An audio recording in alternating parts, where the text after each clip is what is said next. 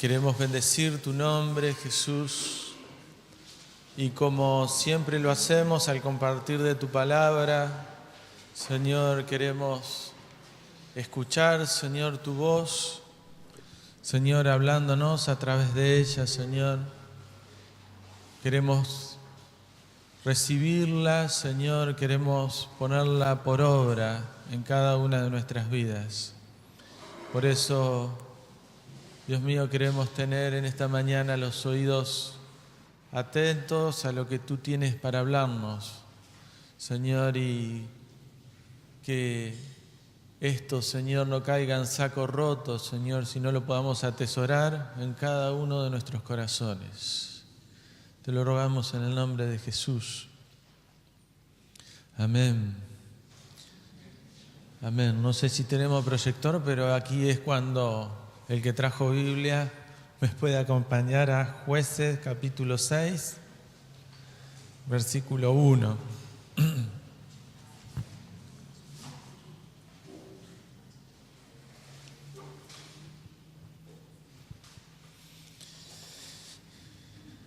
Jueces 6, 1 dice: los hijos de Israel hicieron lo malo ante los ojos de Jehová, y Jehová los entregó en manos de Madián por 7 años. Y la mano de Madián prevaleció contra Israel, y los hijos de Israel, por causa de los madianitas, se hicieron cuevas en los montes y cavernas y lugares fortificados. Versículo 3. 16:3. 6:3. Dice: pues sucedía que cuando Israel había sembrado, subían los madianitas y amalecitas, y los hijos del oriente contra ellos subían y los atacaban. Y acampando contra ellos destruían los frutos de la tierra hasta llegar a Gaza, y no dejaban qué comer en Israel, ni ovejas, ni bueyes, ni asnos, porque subían ellos y sus ganados y venían con sus tiendas en gran multitud como langostas. Ellos y sus camellos eran innumerables. Así venían a la tierra para devastarla. De este modo empobrecía Israel en gran manera por causa de Madián. Y los hijos de Israel clamaron a Jehová. Y cuando los hijos de Israel clamaron a Jehová a causa de los madianitas, Jehová envió a los hijos de Israel un varón profeta, el cual les dijo: así ha dicho Jehová, Dios de Israel: yo os hice salir de Egipto y os saqué de la casa de servidumbre. Os libré de la mano de los egipcios y de todos los que os afligieron, a los cuales eché delante de vosotros y os di su tierra. Y os dije: yo soy Jehová vuestro Dios, no temáis a dioses de los amorreos, en cuya tierra habitáis. Pero no habéis obedecido mi voz. Y vino el ángel de Jehová y se sentó debajo de la encina que está en Ofra, la cual era de Joás Ebieserita, y su hijo Gedeón estaba sacudiendo el trigo en el lagar para esconderlo de los madianitas. Versículo 12. Y el ángel de Jehová se le apareció y le dijo: Jehová está contigo, varón esforzado y valiente. Y Gedeón le respondió: ay, Señor mío, si Jehová está con nosotros, ¿por qué nos ha sobrevenido todo esto? ¿Y dónde están todas sus maravillas que nuestros padres nos han contado, diciendo: nos sacó Jehová de Egipto? Y ahora Jehová nos ha desamparado y nos ha entregado en manos de los madianitas. Y mirándole Jehová le dijo: ve con tu fuerza y salvarás a Israel de las manos de los madianitas. ¿No te envío yo? Entonces respondió: ay, Señor mío, ¿con qué salvaré yo a Israel? Y aquí que mi familia es pobre en Manasés, y yo el menor de la casa de mi padre. Jehová le dijo: ciertamente yo estaré contigo y derrotarás a los amalecitas como un solo hombre. Lo quise leer al pasaje porque a veces uno lo cuenta o lo parafrasea, pero muchas veces se pierden determinadas cuestiones que son importantes. El pueblo, a partir de la desobediencia, cae en manos de los madianitas y luego clama a gran voz, y el Señor escucha su voz y levanta a este hombre para que lo salve. Y dice: ve con tu fuerza y salvarás a Israel de la mano de los madianitas, a Gedeón. Y él se ve un tanto insuficiente, como a veces nos vemos nosotros insuficientes para hacer lo que Dios nos manda a hacer. Y mientras preparaba la palabra digo, bueno, por un lado está bien que nos sintamos así, porque de Él, por Él y para Él son todas las cosas, y de Él tiene que ser la gloria, ¿no? Pero el Señor lo anima y Dios hace la obra a través de su vida. Y meditaba en este versículo, en el versículo número 15, dice: entonces le respondí: ay, Señor mío, ¿con qué salvaré yo a Israel? He aquí que mi familia es pobre en Manasés y yo el menor de la casa de mi padre. Y hay veces que nos sentimos así. Y buscaba algunas referencias. Vemos que a Moisés le propuso levantarse con 2 millones de israelitas que vivían en esclavitud para tomar posesión de una tierra ocupada por pueblos hostiles, pecadores. Y le pudiese haber dicho Moisés: es una locura. Y bueno, alguito de razón tenía, era una locura. Pero parece que el Señor justamente se encarga de esas cuestiones que a nosotros parecen imposibles. Imposible a los ojos de los hombres. Y lo podemos ver en los distintos aspectos, no solamente en la obra misionera, sino en cada aspecto de nuestra vida. Dios se encarga de esas cosas que para nosotros son imposibles, pero necesita de nuestra obediencia. Y mientras preparaba esta palabra, me acordaba de distintos ejemplos que vamos a ir viendo. Fíjense en lo que hizo con Josué. Le propuso conquistar una ciudad fortificada cantando coritos. Y le hubiese dicho: ¿cómo voy a ir? ¿Cómo voy a ir cantando coros para destruir semejantes muros? Y dice que Josué obedece y esos muros cayeron y conquistó la tierra. A Jonás le propuso predicar la humillación a un pueblo que había propuesto la conquista del mundo.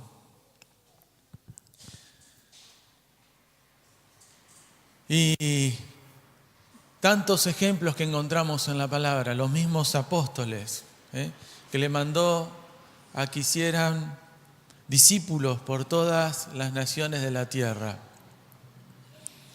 A veces que el Señor nos habla y nos insta a creer, pero a veces de una manera explícita o a veces implícita está en nuestra vida esto. Decimos, ¿será? ¿A mí? ¿Será que Dios quiere obrar de esta manera? Y entra la duda a cada uno de nuestros corazones. Vamos a ver uno de estos ejemplos que les mencionaba hace un ratito en Éxodo capítulo 3, versículo 11 al 14, que nos cuenta la vida de Moisés. Y este Moisés también en un momento dado se creía ser alguien y después se dio cuenta de que era nadie, hijo de nadie,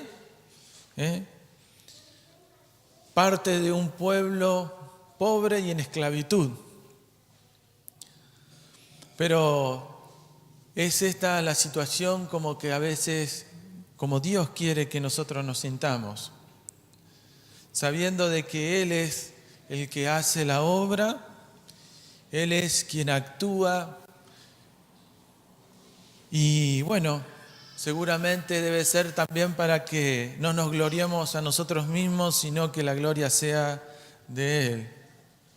En Éxodo 3:11 dice entonces, Moisés respondió a Dios, dice, ¿quién soy yo para que vaya a Faraón y saque de Egipto a los hijos de Israel? Y le empieza a poner un montón de fundamentos válidos. Y él respondió, ve porque yo estaré contigo. Como muchas veces el Señor nos habla a nosotros y aún así entra la duda y tantos temores y razonamientos lógicos de la carne, pero no del espíritu. Dice, y esto te será por señal de que yo te he enviado. Cuando hayas sacado de Egipto al pueblo, serviréis a Dios sobre este monte. Dijo Moisés a Dios, he aquí que llego yo a los hijos de Israel y les digo, el Dios de vuestros padres me ha enviado a vosotros. Si ellos me preguntasen, tenía todas las dudas Moisés, todas, como muchas veces las tenemos nosotros. Dice, ¿cuál es su nombre? Me van a tirar. Dice, ¿qué le responderé? ¿Qué le voy a decir? Y respondió Dios a Moisés, yo soy el que soy. Y dijo, así dirás a los hijos de Israel, yo soy, me envió a vosotros. Fíjense en el capítulo 4, versículo 10. Empieza a poner 1000 excusas. No sé si excusas, pero cosas que eran reales en su vida. Dice, entonces dijo Moisés a Jehová, ay Señor, dice, nunca he sido hombre de fácil palabra, ni antes ni desde que tú hablas a tu siervo. Él le pone la excusa o le dice que era un hombre tartamudo. Dice, ¿cómo voy a hablar? ¿Cómo me voy a dirigir? ¿Cómo? Nuestro corazón a veces se llena así de cuántos cómo. Pero fíjese, dice, desde que tú hablas a tu siervo. Quiere decir de que aun cuando Moisés tenía muchas dificultades, tenía una íntima comunión con el Padre. Y Dios hablaba y tenía una comunicación directa con él. Porque soy tardo en el habla y torpe de lengua. Vamos a 1 Samuel 9:21. Aquí nos habla de Saúl, un hombre que, aun cuando no era nadie, Dios lo levanta y en un momento determinado hace las cosas mal, ¿no? Pero aún a este hombre, Saúl, que lo levantó el Señor, a pedido de un pueblo que quería parecerse a otras naciones, este Saúl era nadie, pero se ve que después se olvida. Dice, Saúl respondió y dijo, es 1 Samuel 9:21, sí. Saúl respondió y dijo, ¿no soy yo hijo de Benjamín y de las más pequeñas de las tribus de Israel? ¿Y mi familia no es la más pequeña de toda la familia de las tribus de Benjamín? ¿Por qué, pues, me has dicho cosa semejante? Él tenía un llamamiento a ser rey y Dios lo escoge y él se preguntaba, ¿a mí? ¿Será? La duda que muchas veces está en el corazón del hombre. Y buscaba en 1 Corintios, capítulo 1, versículo 20, lo voy a hacer leer la palabra, pero creo que por ahí podemos hablar y decir muchas cosas, pero qué bueno es cuando lo podemos hacer fundamentándonos en la palabra de Dios. Y en 1 Corintios 1:20 dice, ¿dónde está el sabio? ¿Dónde está el escriba? ¿Dónde está el disputador de este siglo? ¿No ha enloquecido Dios la sabiduría del mundo? Pues ya que en la sabiduría de Dios, el mundo no conoció a Dios mediante la sabiduría. Agradó a Dios salvar a los creyentes por la locura de la predicación, porque los judíos piden señal y los griegos buscan sabiduría, pero nosotros predicamos a Cristo crucificado.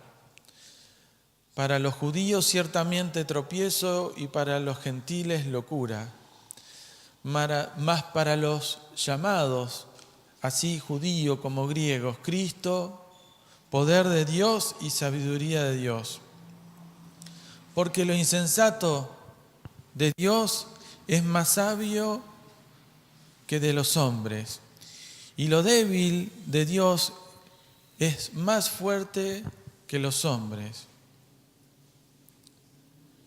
Pues mirad, hermanos, vuestra vocación, que no sois muchos sabios según la carne, ni muchos poderosos, ni muchos nobles, sino que lo necio del mundo escogió Dios para avergonzar a los sabios, y lo débil del mundo escogió Dios para avergonzar a lo fuerte.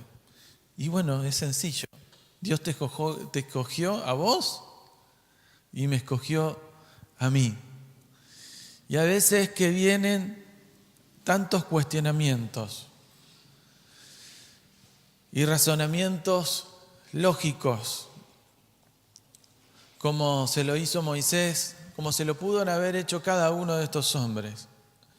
Pero Dios lo hace así, De lo que no era nada, hace lo que es. Dice, y lo vil del mundo, 28, y lo menospreciado escogió Dios, y lo que no es para hacer lo que es, a fin de que nadie se jacte en su presencia. Mas por Él estáis vosotros en Cristo Jesús. El 29 dice, a fin de que nadie se jacte en su presencia. O sea que si algo fue hecho por su poder. No hay mérito alguno en nuestras vidas. Y el 30, más por Él estáis vosotros en Cristo Jesús, el cual nos ha sido hecho por Dios sabiduría, justificación, santificación y redención, para que, como está escrito, el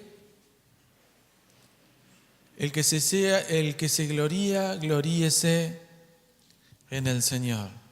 Toda la gloria sea para el Señor. Si quieren pasar los músicos, no me voy a extender mucho más.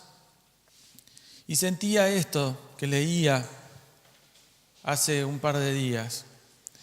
Y mientras leía estos pasajes, el Señor me llevaba al libro de Segunda de Reyes, capítulo 5, versículo 10.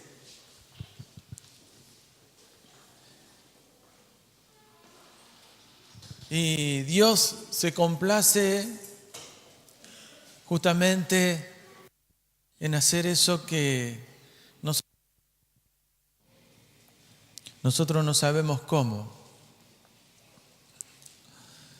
Y en Segunda de Reyes hay un relato de un hombre que estaba pasando por una circunstancia difícil y le piden algo ilógico. Dice, entonces Eliseo le envió un mensajero diciendo, ve y levántate y lávate 7 veces en el Jordán, y tu carne se restaurará y serás limpio. Este hombre estaba enfermo. Y Eliseo le dice, para que seas sano, le dice, ve y lávate 7 veces en el Jordán. Y Naamán se fue enojado.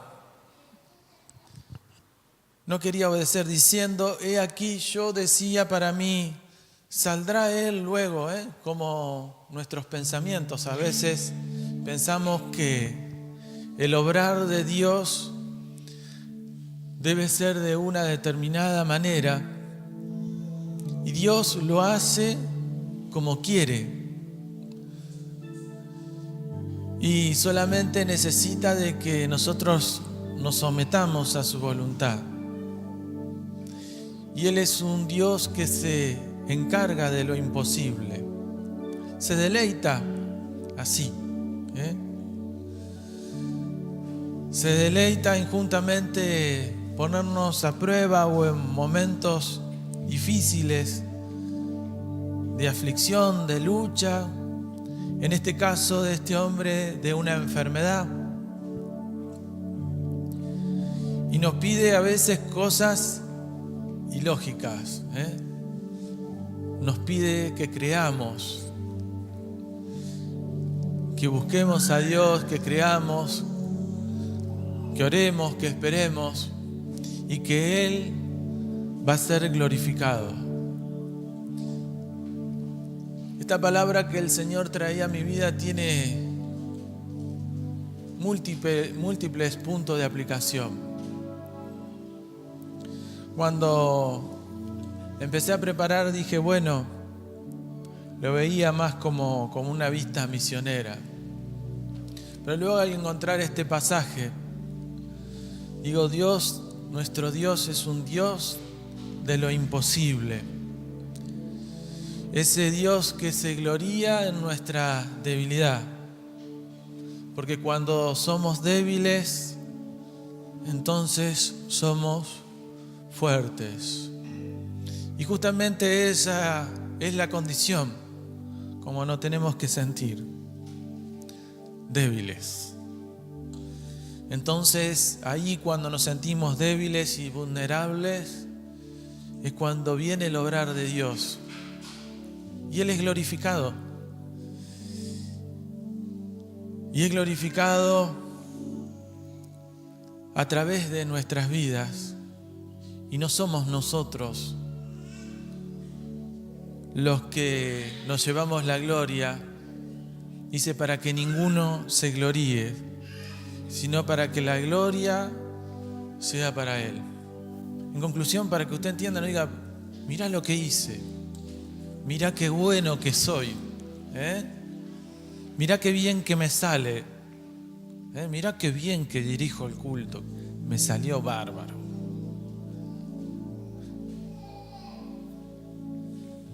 Sino que cuando nos sentimos débiles, hubo un ejemplo que me tocó mucho el corazón, que escuchaba hace un tiempo. Dice que había un jovencito que había salido de un seminario, no era este de acá, así que quédense tranquilos. Y dice que este jovencito tenía mucho conocimiento de la palabra del Señor. Y cuando le toca dar su primer sermón, sube a la plataforma y sube ancho, bien ancho. Yo entiendo como hasta lleno de orgullo, ¿no? Ahora le voy a mostrar a esto cómo se comparte la palabra. Y dice que cuando agarró el micrófono, lo que nos pasa a todos, dice que se olvidó de todo.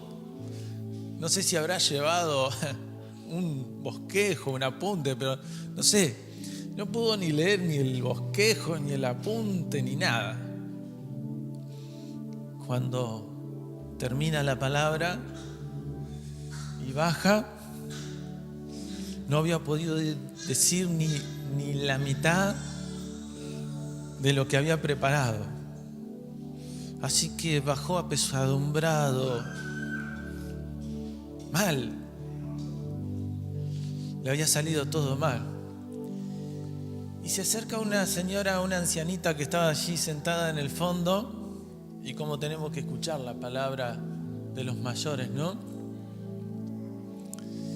Y le dice algo que lo bendijo. Le dice, mira, hijo, dice, si hubieses subido al púlpito de la misma manera en la que bajaste,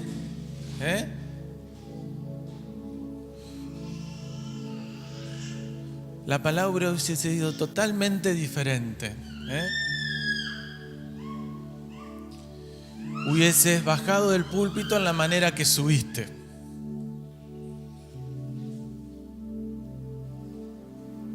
Y a veces el Señor quiere utilizar nuestras vidas así. Manso, humilde, sin demasiados orgullos, creyéndonos insuficientes, creyendo de que Él es quien debe llevarse toda la gloria y que no es por nuestros propios méritos, que no es por nuestras propias capacidades,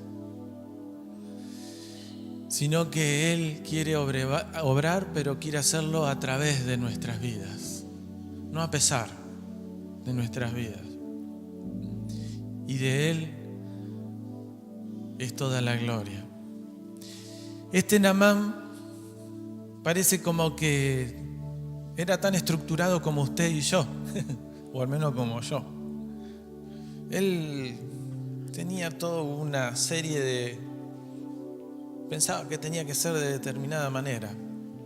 Dice, aquí yo decía para mí, dice, saldrá él luego y estando en pie invocará el nombre de Jehová, su Dios, y alzará su mano y tocará el lugar y sanará. Él pensaba, bueno, tiene que ser así.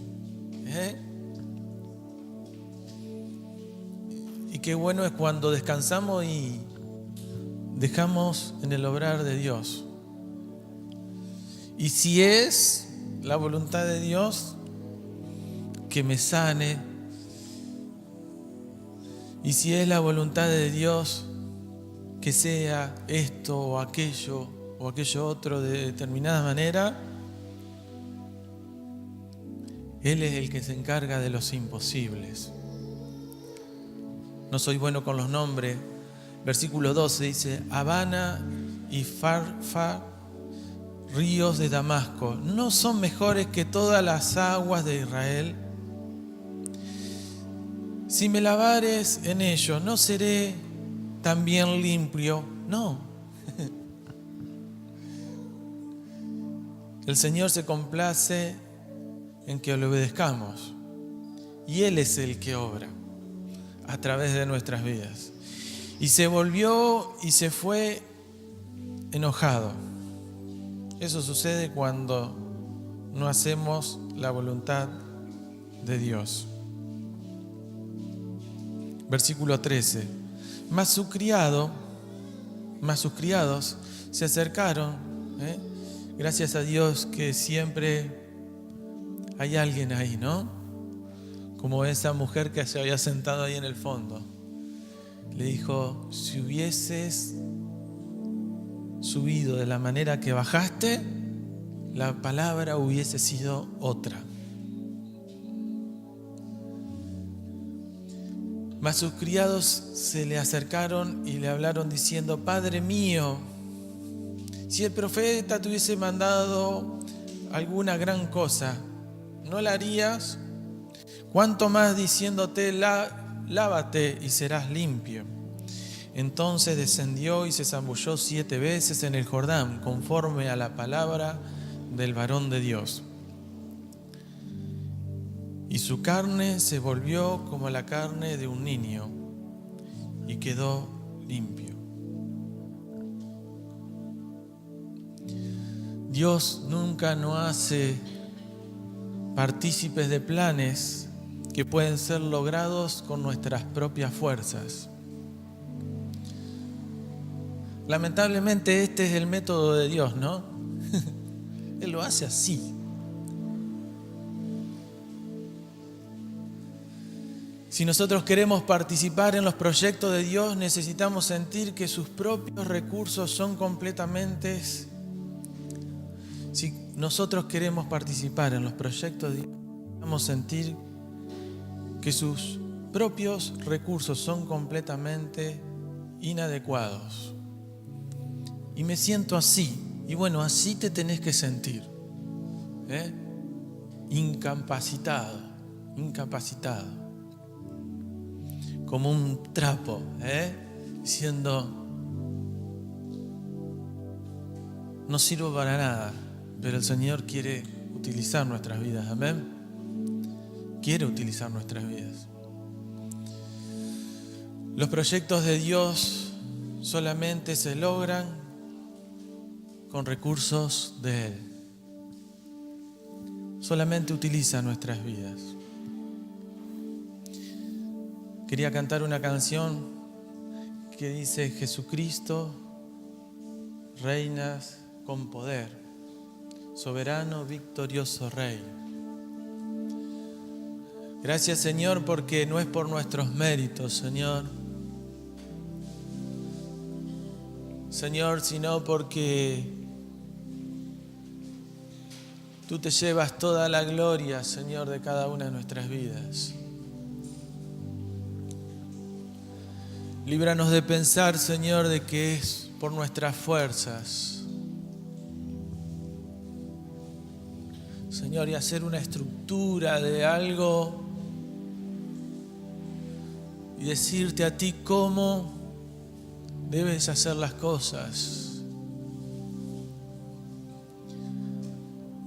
Señor, en esta mañana queremos abandonarnos en tus brazos.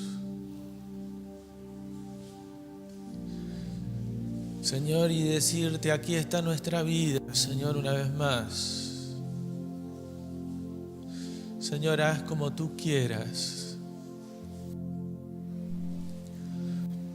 Sabiendo, Señor, de que tú haces todas las cosas bien, Señor.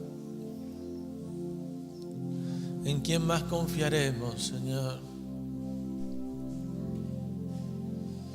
Señor, en esta mañana venimos a descansar en ti, Señor.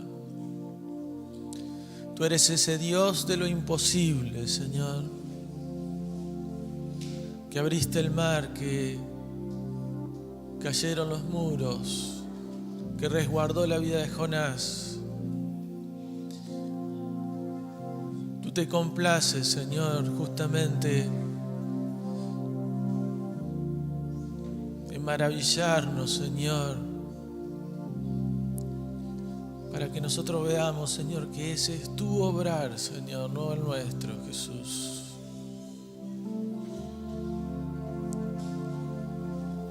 Tú eres Dios. Nosotros somos tus hijos. Y te amamos, Señor. Y descansamos en ti, Señor. En tu voluntad, Señor. Que eres ese Dios que se encarga de lo imposible.